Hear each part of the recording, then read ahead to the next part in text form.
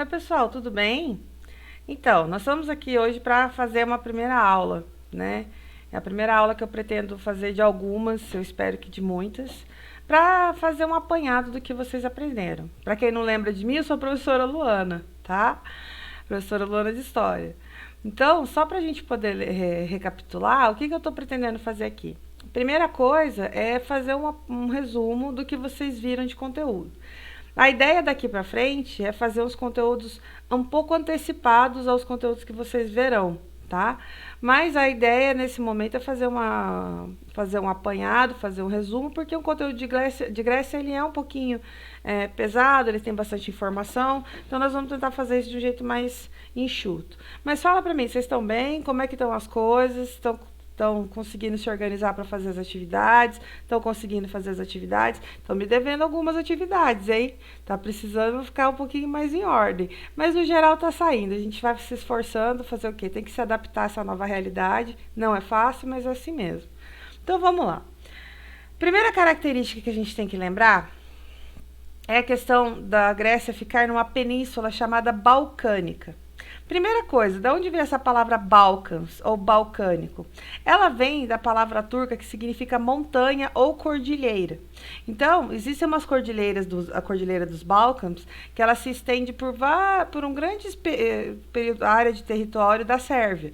Então, eles herdaram essa palavra por conta dessa região, tá? Então, é por isso que se chama Balcãs.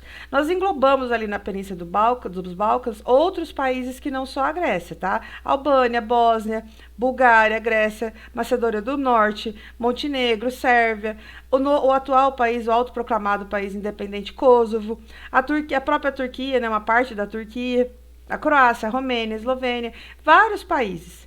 Então, os Balcãs, eles são muito maiores do que além da Grécia, tá? Que era o que a gente estava acostumado a estudar. Então, nós temos aqui um mapa mais simplificado, para vocês terem uma noção da região da península toda, a Península dos Balcãs. Pode ver que até foi um mapa que eu achei melhor em condições, ele está em espanhol, tá? Então, essa parte da península aqui, nós chamamos de Península Ática, que é onde ficava a cidade de Atenas, e a Península do Peloponeso. Por que a Península do Peloponeso? Vamos lembrar uma coisa, o que é uma península? Uma península é um braço de terra que se estende além do continente, tá? Ah, é uma ilha? Não, é uma península. Vamos dar um exemplo. O estado da Flórida, nos Estados Unidos, é uma península. Florianópolis é uma península. Então, nós temos o quê? Um braço de terra que se estende para além do continente, mas que ainda continua ligado, está unido ao continente. Isso é uma península. Então, nós temos a Península Ática e a Península do Peloponeso. Então, a Península Ática é onde está Atenas e a do Peloponeso é onde está Esparta. Aqui é um mapa de satélite, é uma noção de satélite, para vocês terem uma ideia de toda a região. A região da cordilheira que eles falam, que se estende, é essa cordilheira aqui, ó. Isso aqui é uma cordilheira, não sei se vocês conseguem perceber, tá? Mas é a parte da cordilheira que se estende, que eles chamam de cordilheiras balcânicas. Ok? Então, a parte da África, ela é toda. Da Grécia, é toda essa região aqui, tá? Atenas ficava aqui, Esparta ficava aqui, mas nós temos o quê? Duas regiões aqui, que é o quê? É uma península. Então, características principais da Grécia que a gente tem que levar. Quando eu falo Grécia, a gente tem que pensar em Grécia como mundo grego. Porque a Grécia não era apenas não era um país pequeno.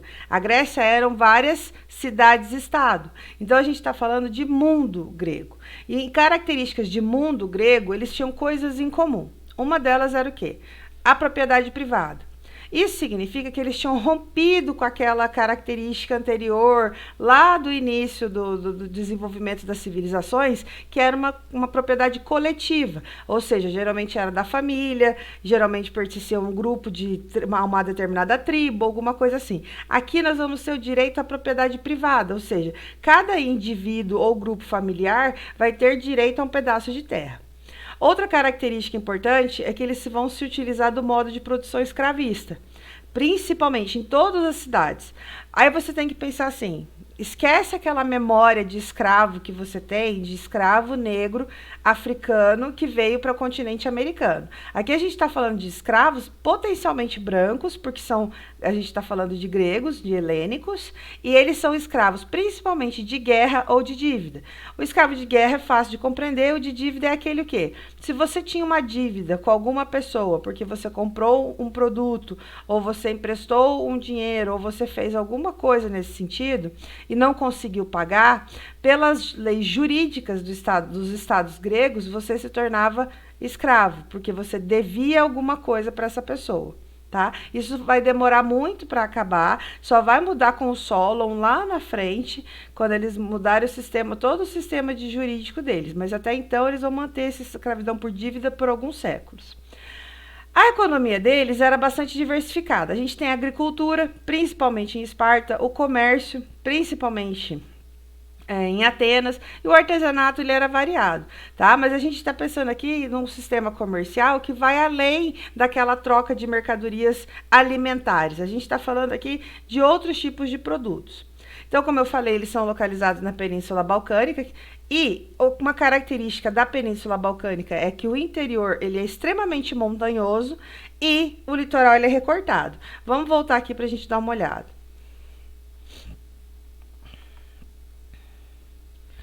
Ó, como vocês podem perceber, ele é todinho recortado aqui ele é todinho recortado no litoral. Tá? E o que significa um litoral recortado? Significa que ele não tem uma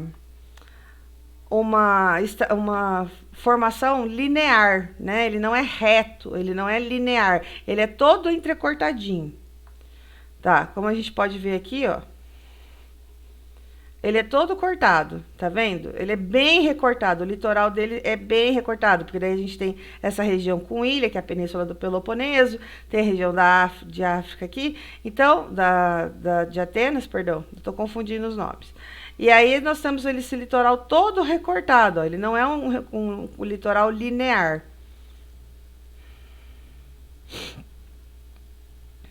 Então, características aqui. Primeira coisa que a gente tem que saber. Os gregos, eles se autoproclamavam helenos. A Grécia, ou todo o conjunto de cidades gregas, era conhecido como Hélade. Por que eles vão chamar os outros povos de bárbaros? Porque esses povos, eles não dominam essa língua helênica, porque eles não têm essa cultura helênica, eles consideram esses povos como se eles estivessem numa fase infantilizada de desenvolvimento.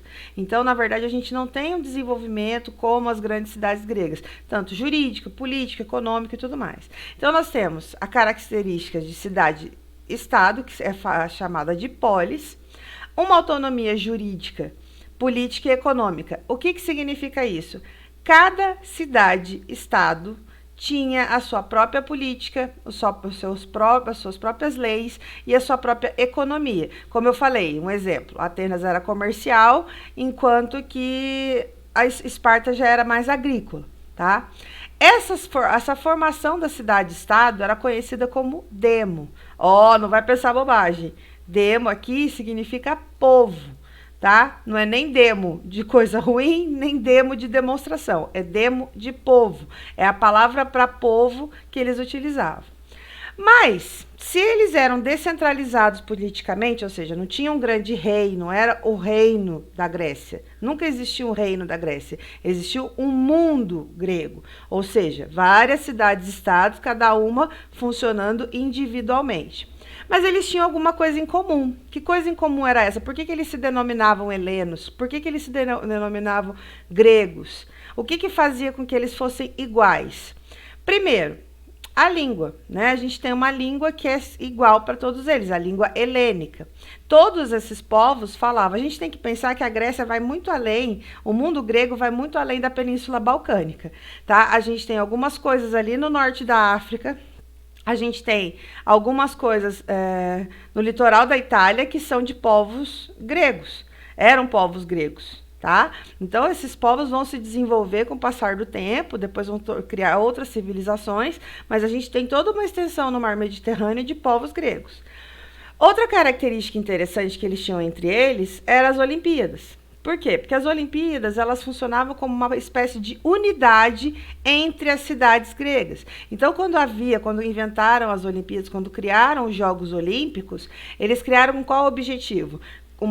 Causar uma disputa entre cada uma das cidades para ver quem era melhor em alguma determinada coisa, né? Na maratona, por exemplo, né, que é a mais famosa, e outros jogos que eles podiam desenvolver, mas as Olimpíadas era uma coisa que dava unidade para essas cidades. Por quê? Porque era um momento em que elas se uniam para fazer os jogos, tá?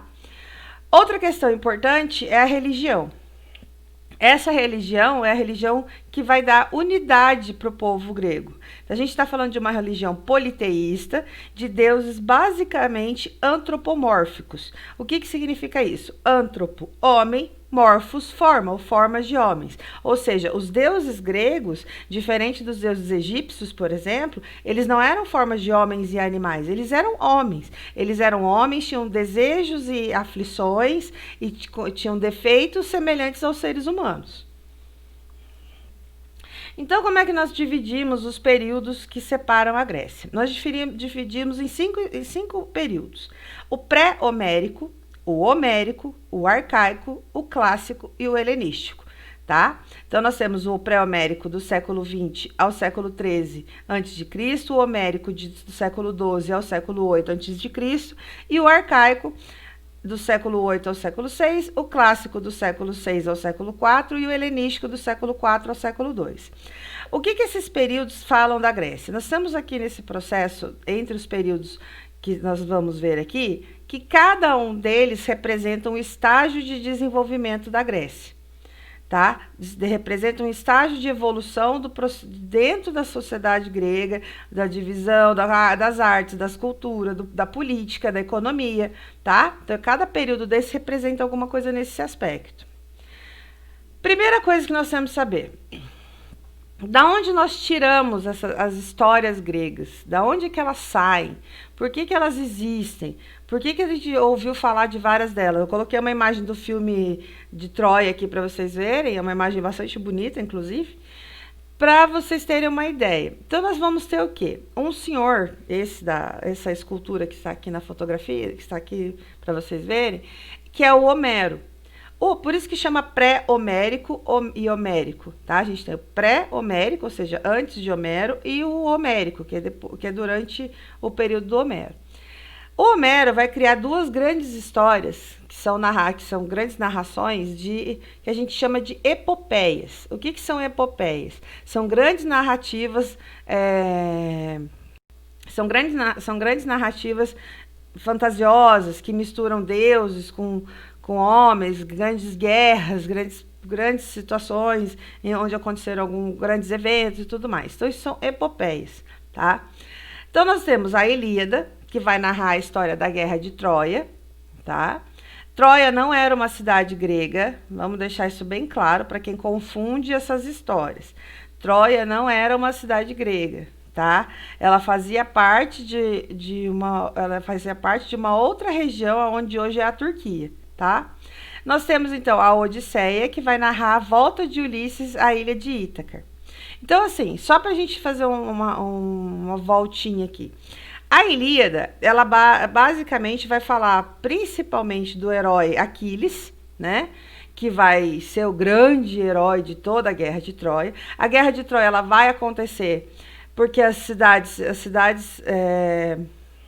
de Ítaca, a cidade de Troia e algumas outras cidades que já estavam brigando naquela época, vai aumentar a briga depois que o Paris sequestra a Helena, que era a mulher do Menelau, que era rei de Troia. Então, a guerra vai se dar por causa desse sequestro, tá? A Odisseia vai narrar a história do Ulisses, ou Odisseu. Tanto faz, Ulisses em romano, Odisseu em grego. A Odisseia, ela vai narrar a história do Odisseu. O que é a história do Odisseu?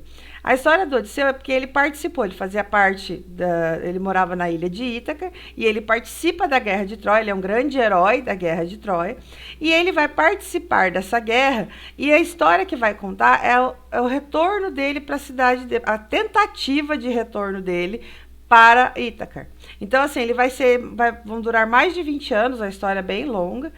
E ele, há um período de 20 anos, ele tentando voltar para Ítaca e os deuses impedindo que eles voltassem, tá? O que, que tem de interessante nisso e o que, que isso faz, tem a ver com a história da Grécia?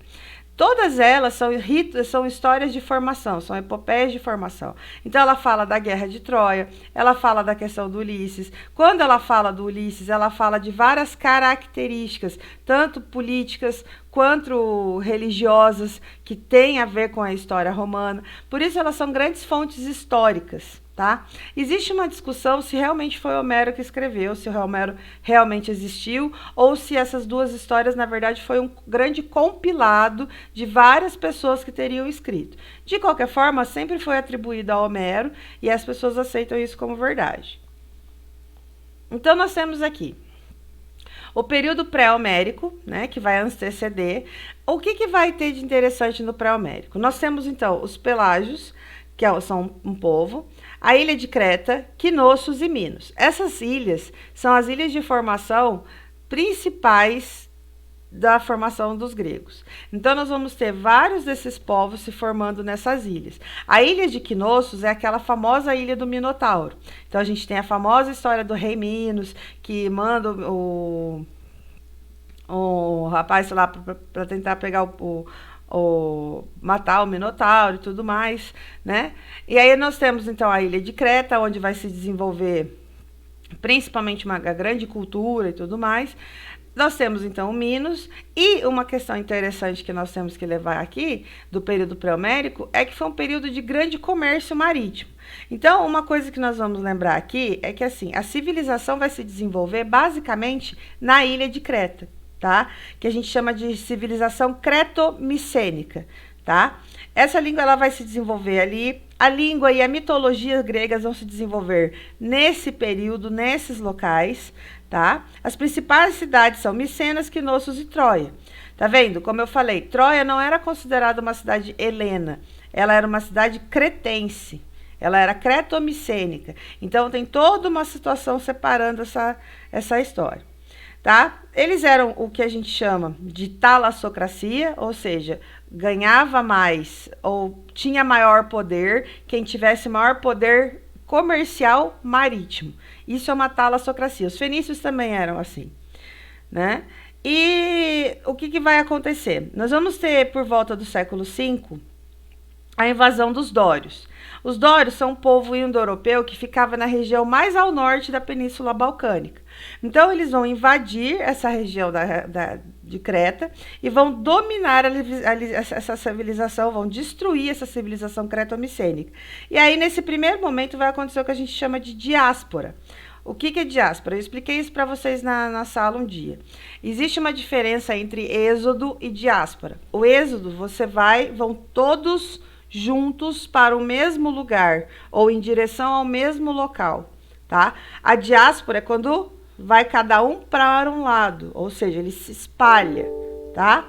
Então, nós temos essa primeira diáspora grega, essa dispersão creto-micênica, e eles vão fazer o quê? Esses povos que saíram fugidos da região de Creta vão se espalhar pela Península Balcânica. Então, nós vamos ter o começo das civilizações gregas nesse processo. Por quê? Porque as pessoas vão sair ali da ilha de Creta e vão se dispersar para a Península Balcânica, tá? E aí, outro período que nós vamos ver, que é o Homérico. Então, a gente tem aqui o que eles chamam de unidade gentílica, tá? O que é a unidade gentílica? É quando você tem um pater. O pater é quem? É um pai mesmo. É nesse conceito de pai, ancião, tá? Chefe do clã. E ele tem quais poderes? Ele tem um poder religioso, político e militar. Então, a gente vai ter aqui, fala assim, mas parece um rei, mas a gente tem que lembrar que não existe unidade no mundo grego. Então, a gente está falando de famílias aqui. E cada família ou cada clã tinha um pater que era comandante religioso, político e militar, tá? E aí, os principais povos que vão estar nesse período, do período homérico, são quem? Os jônios, os dórios, os aqueus e os eólios. Pena que saiu um pouquinho daqui, não dá para vocês verem o nome, mas é eólios que está escrito aqui. Então, nós vamos ter os jônios, que estão saindo da região sul da Península Itálica, mais ou menos. Os dórios que vêm da região norte, né, da Península Balcânica, os aqueus também, e os eólios, eles já vão vir da região do Mediterrâneo, então da costa do Mediterrâneo, tá? Então são povos que vão estar participando do período homérico. Deixa eu voltar aqui. Outra coisa importante que a gente tem que falar do período homérico, que quando a gente está falando desse período, a gente tem que lembrar que havia principalmente uma disputa de terras, tá?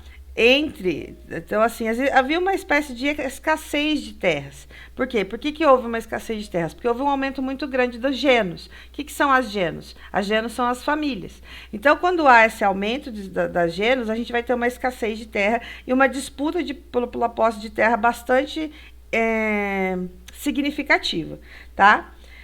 Outra coisa importante que nós temos que falar desse período é que é quando eles vão criar o que a gente chama de Estado aristocrático.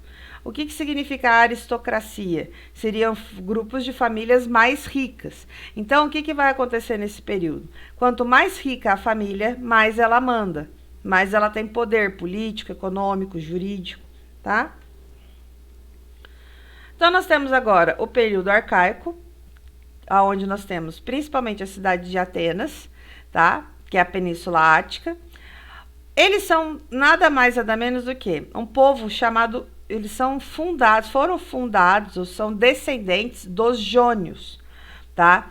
Os jônios eram um povo um pouco mais pacífico, culturalmente mais desenvolvido. Então, você vai ter uma diferença, principalmente entre Atenas e Esparta. Por quê? Porque a Esparta foi dominada pelos dórios.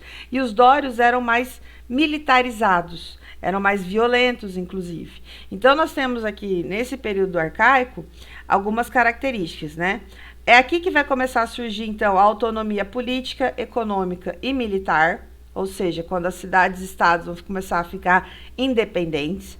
Existe uma situação bastante interessante aqui, que vai se dar, né, vai ser o motivo disso aqui, que é o isolamento geográfico, ou seja, vai haver um distanciamento muito grande entre uma cidade-estado e outra. Por quê? Porque a gente está falando da Península Balcânica, que é cheia de montanhas.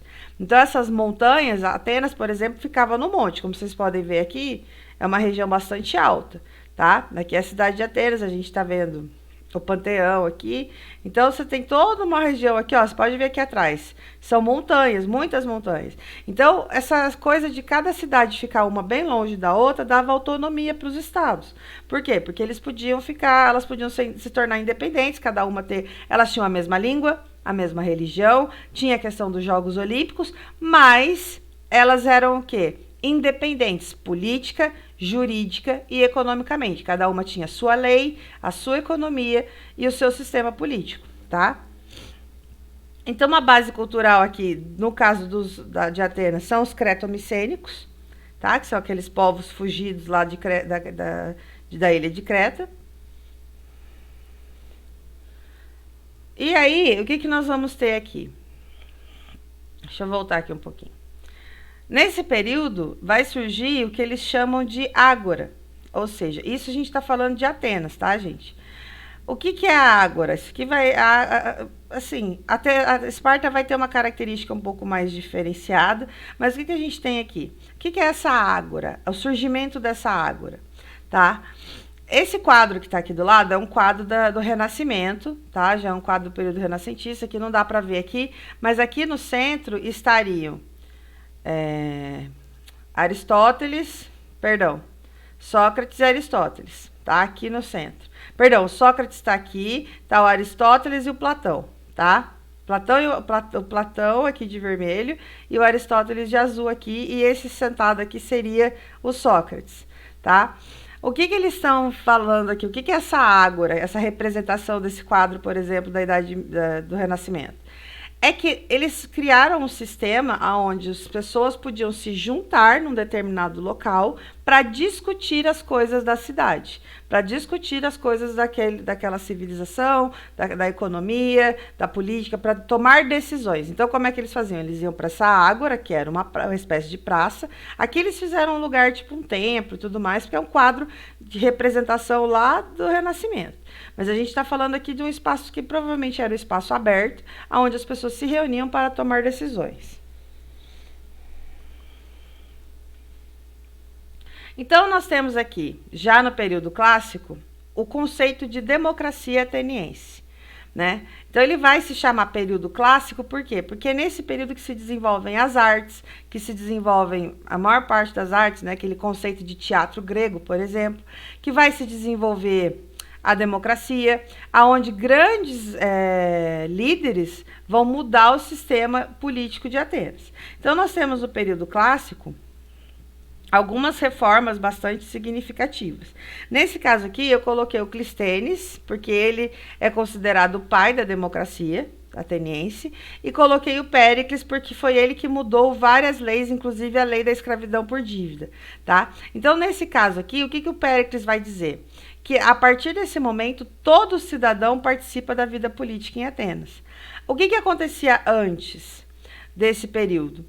Quase ninguém participava, só participavam as pessoas ricas, eram oligarquias, ou seja, só famílias que tinham dinheiro. A partir desse momento, a gente vai ter o quê?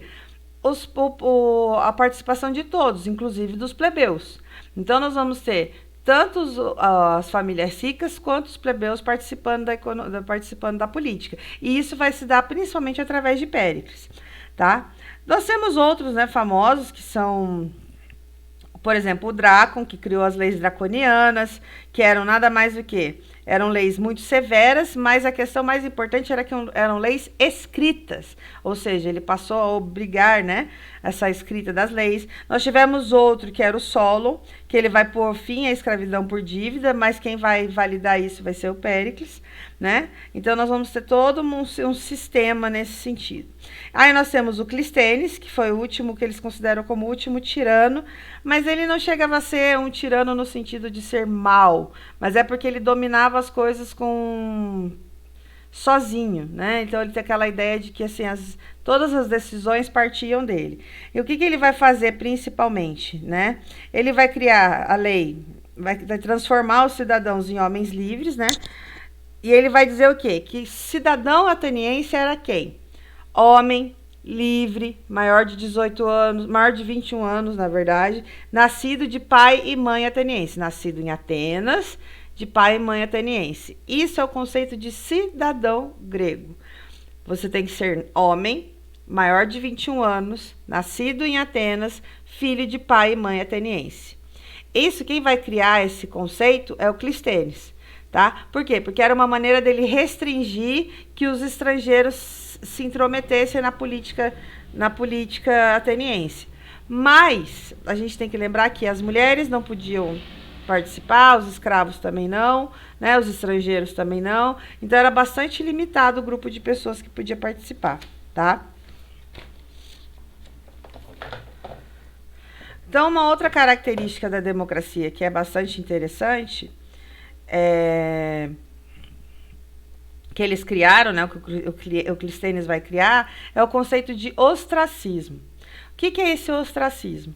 Em caso de você cometer algum tipo de alguma pena grave, mas que não fosse morte ou coisa do gênero, mas se você cometesse alguma coisa contra a democracia, contra aquela política ateniense, você cairia no que eles chamavam de ostracismo. Ou seja, você era você era expulso por 10 anos daquela cidade, da cidade de Atenas, principalmente.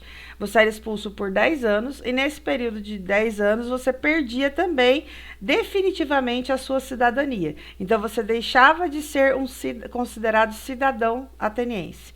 Ah, mas depois de 10 anos podia voltar? Podia, mas você não ia mais, se você fosse homem, mesmo que você fosse homem, filho de pai e mãe ateniense, não importa.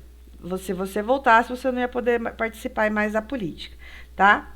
E aí o que a gente tem nessa cultura democrática deles, que é interessante, é o conceito de debate, tá? Que é aquela ideia de você discutir as coisas, discutir as leis, né? Ele vai ter uma coisa que eu acho bastante interessante na cultura deles, que é o quê? É a valorização do ócio. O que é a valorização do ócio? É a ideia de que se você tem tempo livre para pensar e filosofar, você tem tempo para evoluir. Mas numa sociedade que era basicamente escravista, ter tempo livre é meio fácil, né? Principalmente se você é homem. Porque a gente tem que ver que isso não se aplica às mulheres, é só para os homens. Então, outra coisa interessante que vai surgir nessa cultura é a questão do teatro, da filosofia, tá? Então, nós temos aqui no período clássico um exemplo, por exemplo, aqui, ó, eu coloquei as imagens aqui, esse aqui é o Sócrates, esse é o Platão e esse é o Aristóteles. Essas fotos aqui foram retiradas daquele quadro que eu mostrei anteriormente, tá? Elas só estão ampliadas, mas elas fazem parte daquele quadro. Né? Tanto que o Aristóteles aqui é o mais novo, né? E aí você fala, ah, professora, mas por que o Sócrates tá mais novo que o Aristóteles, que o Platão, não sei o quê. Mas isso aqui é coisa de obra de arte, a gente não tem que discutir, né? E aí o que tem aqui? Então, a criação do conceito de tragédia e comédia, tá? A criação desse conceito. A gente está falando aqui de um teatro bastante interessante. Ó, você pode ver aqui pela fotografia que os anfiteatros onde eram apresentadas as peças e as peças de teatro eram muito grandes e eram feitos num sistema cônico. Por quê? Para poder dar amplitude por causa da acústica. A gente está falando de uma época em que eles não usavam microfone, né? Então, precisava de um espaço grande para poder ter acústica. E aí nós temos, então, voltando o período arcaico um pouquinho, a região de Esparta, que é a região que a gente chama de Península do Peloponeso. O que acontece na Península do Peloponeso? O povo que vai fundar Esparta, esse desenho aqui, é da HQ do Frank Miller, do 300 de Esparta, tá? Que deu origem ao filme 300. Tá? Porque quem não sabe da história, o filme é baseado numa história em quadrinhos chamada 300 de Esparta. Então, esse desenho aqui eu tirei de uma HQ do Frank Miller, tá? Então, o que vai acontecer aqui? O povo dório vai fundar Esparta. E o povo dório tem características mais militares, mais bélicas, né? Então, eles vão criar um povo com características muito mais severas, muito mais fechadas do que era Atenas, que tinha um conceito mais livre, mais aberto e tudo mais, né?